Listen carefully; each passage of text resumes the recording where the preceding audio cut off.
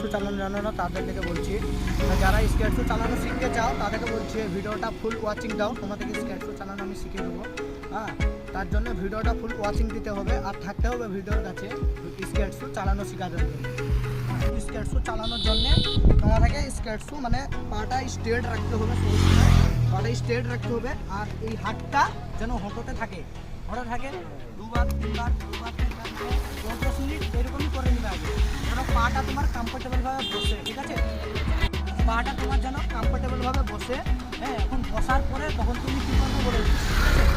হটোতে হাত দিয়ে দিয়ে আস্তে আস্তে আস্তে আস্তে আস্তে আস্তে চালানোর চেষ্টা করবে।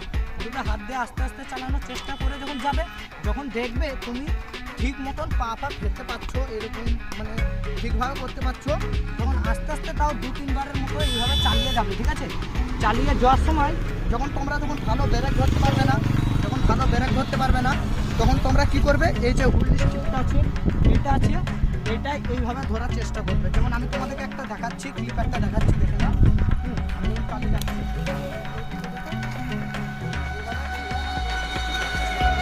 তোমরা তো ভালো করে পারবে না, তার জন্য আমি আস্তে আস্তে বুঝে দেবো। আমার চ্যানেলটা সাবস্ক্রাইব করে রেখে দাও। হ্যাঁ, সাবস্ক্রাইব করে ফুল ওয়াচিং দিয়ে দিলে তাহলে তোমরা ভিডিওটা ফুলটু দেখে নিলে এখন শিখতে পারবে কীভাবে স্কেট শু চালায়।